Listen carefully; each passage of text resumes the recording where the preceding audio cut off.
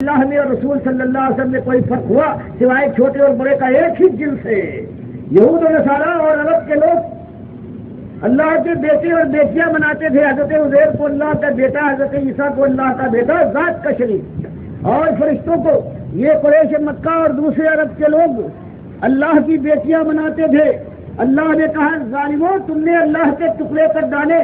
وہ ظلم تم نے کیا ہے کہ آسمان تھک جائے, زمین شق ہو جائے, پہاڑ ریزہ ریزہ ہو جائے تو بعید نہیں. اور آج اس سے بڑا شرک کرنے والے ایماندار عبداللہ عبد الرحمان نام رکھنے والے ان ظالموں نے اللہ کو نور کا بنایا, مخلوق بنا کر فانی بنایا, اور اس کے بعد کہا کہ وہ اکیلا یکتا اور یگانہ لا شریک اور بے ہمتا نہیں ہے, بلکہ اس کا نبی بھی اسی نور کا ایک ٹکڑا ہے, صرف چھوٹے اور بڑے کا فرق ہے. ایسا شدید نجس شرک. اور پھر ایمان کا دعویٰ, نماز پڑھ رہے ہیں, روزے رکھ رہے ہیں, کہتے ثواب ملے گا. اللہ پر بات ایمان کے بغیر کسی کو کوئی ثواب نہیں. تم ایک پہاڑ اپنے خیال میں پہاڑ کیسے اعمال کے ڈھیر قائم کر لو, لیکن قیامت کی آندھی چلنے دو, تمہارے عمل کا ایک ذرہ بھی تمہاری جھولی میں باقی نہ رہے گا. ظالموں تم کو ہم نے خالص ایمان کی آزمائش میں ڈالا تھا, تم نے ایمان کے ساتھ بدل کیا کرتا نہیں. تو جہاں اللہ کی رحمت کا رمضان کا یہ زمانہ ہے وہاں کلیجہ کستا ہے کہ یہ روزہ رکھنے والے جن کا ایمان یہ بھی ہے کہ علی کو پکارے تو علی مشکل کشا ہیں, اللہ مشکل ڈالے, اور علی رضی اللہ تعالیٰ عنہ ہر جگہ سے سن کر اللہ سے طاقتور ہیں, مشکل ڈالی تو اللہ جو ہے یہ مشکل کشائی کریں گے. تو یہ امت ہے اللہ کے بندوں, یہ روزہ رکھتی ہے, اللہ نے اس پر روزہ فرض نہیں کیا, اس کا عقیدہ یہ ہے. یہ نماز پڑھتی ہے, اللہ نے نماز پر فرض نہیں کی, اس کے لیے خالی جہنم کی آگ ہے. بات تلخ نہیں, لیکن بات یہی ہے. یہ چھپانے والے جو مال بھی کھاتے ہیں امت کا, ان مسجدوں میں جا کر کوئی مؤذن ہے, کوئی خطیب ہے, کوئی امامت کرتا ہے, بیچتا ہے اپنی عبادت کو, نماز پڑھاتا ہے, وہ بھی پیسے لے کر اپنی نماز نہیں پڑھتا, تراویح میں پیسے لیتا ہے, اپنی نماز اپنی تراویح نہیں پڑھتا. اس کا حال یہ ہے مرنے جینے سے لے کر مرنے تک. یہی مولوی ہے جو کھا لیتا ہے ہر چیز منو سلوا سمجھ کر. یہی شیخ حرم ہے جو چرا کر بیچ کھاتا ہے.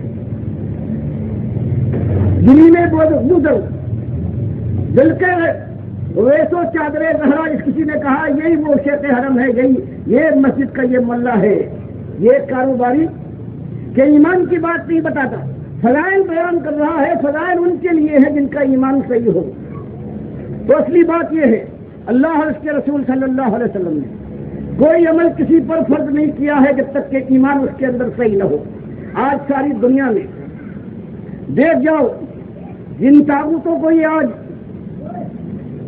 اپنا بناتے ہیں کہ یہ ہمارے رحمت اللہ علیہ ہیں, امام ہیں یہ ہمارے, وہ اللہ کے دشمن, اللہ کی کتاب کے انکاری کہتے ہیں. ہر مردہ اس قبر میں جانے کے بعد زندہ ہو جاتا ہے, قیامت تک زندہ رہے گا. پاس آنے والے قبر کو جو آتا ہے اس کو پہچانتا ہے, اس کا سلام سنتا ہے, اس کا جواب دیتا ہے. بتاؤ یہ ظلم ایسے لوگوں طاغوتوں کو لعنت اللہ کے بجائے جو رحمت اللہ علیہ اور اپنا امام مانے, یہ قوم ایسی بے شرم ہو گئی ہے کہ اللہ کے دشمنوں کو امام مانتی ہے. آج اس کی سیاسی جماعتیں ہیں, 9 گنڈے اس سے پہلے یاد ہے 9 سال پہلے دین کے نام سے اٹھے تھے. کوئی کہتا ہے اقامت دین کے لیے ہم اٹھے ہیں, کوئی کہتا تھا یہ دین مصطفیٰ اور نظام مصطفیٰ کے لیے اٹھے, اور ان کا عالم یہ تھا چادریں چڑھاتے تھے, کبھی بڑی امام پر اور کبھی ناپاک پتن کے.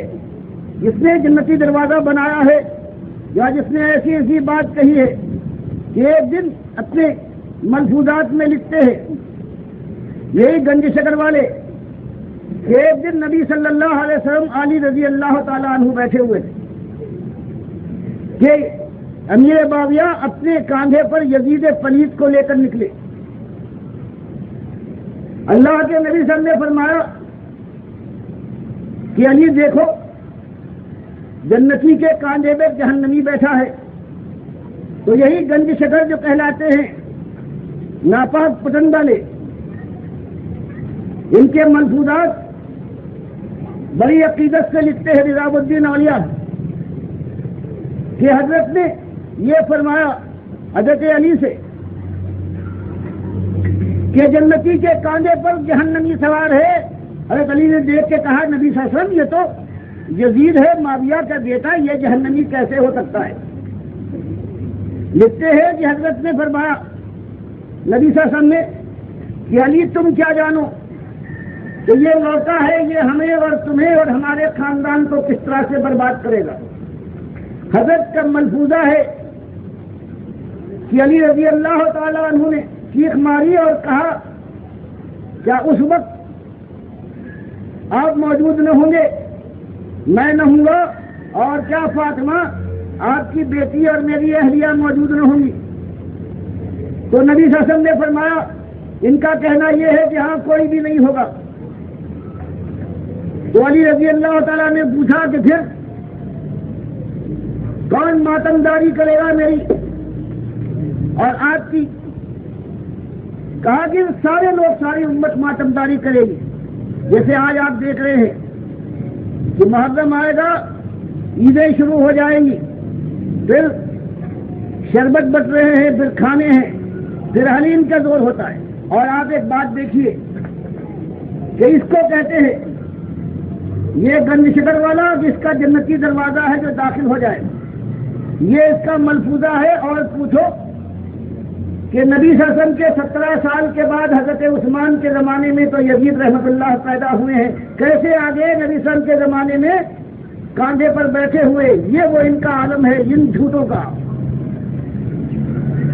اور دیکھا جب یہ نو اسلام کے نام سے اٹھے تھے تو انہوں نے نعرے لگائے ہیں, جس کو یہ داتا کہتے ہیں, جس نے اپنی کتاب میں یہ لکھا ہے کہ جو سورہ احزاب میں آتا ہے کہ ہم نے آپ کے لیے حضرت زینب کو منتخب فرمایا ہے تاکہ جو عربوں کے اندر یہ بد رسم ہے کہ منہ بولا بیٹا بیٹا سمجھا جاتا ہے, یہ ہمیشہ کے لیے ختم ہو جائے. اور آپ خیال نہ کریں دنیا کچھ کہے لیکن ہماری بات آپ کو کرنا پڑے.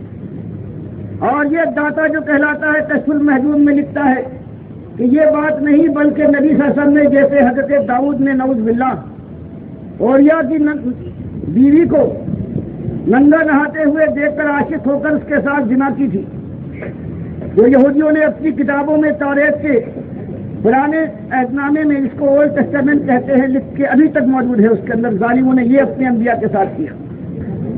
تو یہ جب داتا کہلاتا ہے علی حجویری, اس نے لکھا یہاں بھی بات وہی ہوئی, اللہ کے نبی صلی اللہ علیہ وسلم نے حضرت زینب کو ننگا نہاتے دیکھ لیا, وہی نگاہ وہاں پڑی جہاں کے حضرت داؤد کی پڑی تھی. بتاؤ اس ظالم کو جو اللہ کے نبی صلی اللہ علیہ وسلم پر یہ الزام لگائے پوری اپنی کتاب کو بھر دے کفر و شرک سے, اور اس کو داتا کہا جائے.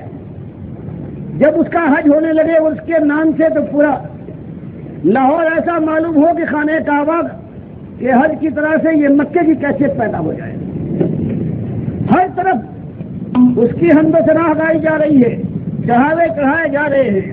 بتاؤ یہ امت ہے, پھر اس کی ماں بہنیں سلامت رہیں, پھر اس کی آبرو بچ جائے, پھر دنیا میں ذلت کی بجائے عزت سے نوازی جائے, پھر اللہ کی جہنم اس کے انتظار میں نہ ہو. تو یہ دردناک بیان ہے. آج جتنے ظالم ہیں جو ان مسلمانوں کے خیر خواہ